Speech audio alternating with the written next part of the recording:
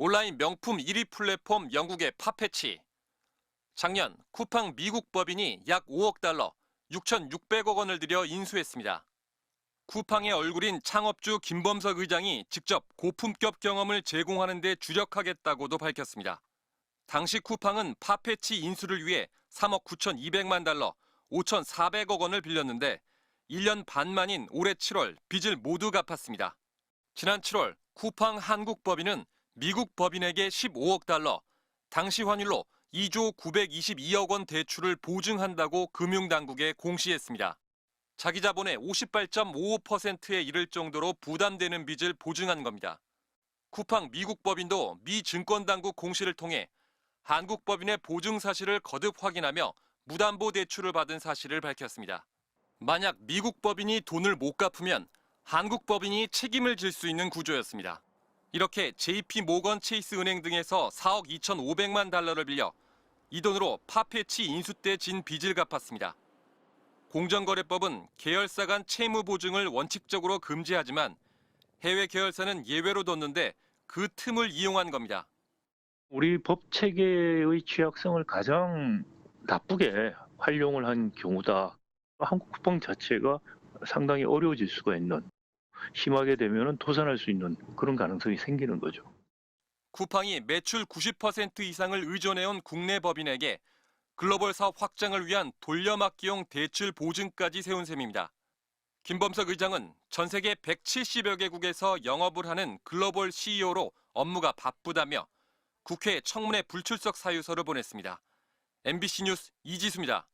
미국판 다보스 포럼으로 불리는 밀컨 글로벌 컨퍼런스에 쿠팡 김범석 회장이 지난 2019년 참석했습니다. 쿠팡은 한국의 아마존으로 소개됐습니다. We are the largest e-commerce platform in Korea. Actually, I think we're the largest private fulfillment e-commerce company in the world. 한국 시장 개척이 어려웠지만 초기부터 한 가지 좌우명을 갖고 돌파했다고 강조했습니다. 쿠팡 없이 어떻게 살았을까 하는 질문을 던질 정도로 고객에게 압도적 가치를 제공하려 했다는 겁니다. We have a motto was create a world where customers ask this one question, which is how did I ever live without Coupang? 미국에서 온 아마존 출신 직원도 감동시켰다며 고객 요구에 맞출 수 있도록 끊임없이 질문하고 도전해야 한다고 거듭 역설했습니다.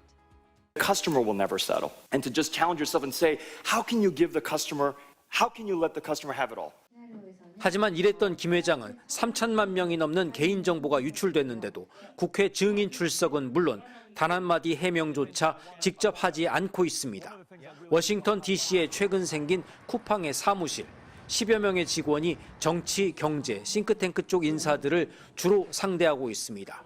한국에서와 비슷하게 주요 인사들을 관리하지만 김 회장이 지금 어디에 있는지, 왜 직접 설명을 하지 않는지 등의 질문엔 답변할 수 없다고 했습니다. 질문을 이메일로 다시 보냈지만 역시 답변할 수 없다는 반응이 돌아왔습니다. 이런 쿠팡 측은 트럼프 대통령 취임 당시엔 김 회장이 권력 실세들과 만나는 사진 등은 신속하게 공개한 바 있습니다. 김범석 회장은 대담에선 고객들에게 어떻게 하면 더 많은 것을 줄 수 있을까라며 혁신을 강조했지만 고객들이 가장 책임 있는 말과 행동을 요구하는 현 시점에선 바쁘다는 이유로 대리인들을 내세운 채 침묵하고 있습니다. 워싱턴에서 MBC 뉴스 김재용입니다. 오는 17일 국회에서 열릴 예정인 쿠팡 대규모 개인정보 유출 사태 관련 국회 청문회. 출석을 요청받은 김범석 쿠팡 INC 이사회 의장이 불출석 사유서를 제출했습니다.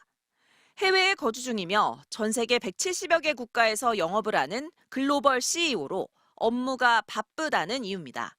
구체적인 업무 일정은 밝히지 않았습니다. 함께 증인으로 채택된 박대준, 강한승 전 쿠팡 대표 역시 불참 의사를 밝혔습니다. 이들은 모두 이미 쿠팡 대표이사직에서 사임해 회사의 입장을 대표할 수 없다는 사유 등을 댔습니다. 앞서 국회 과방위 소속 의원들은 김 의장이 불출석할 경우 강제 구인과 같은 법적 조치도 검토하겠다고 경고했습니다.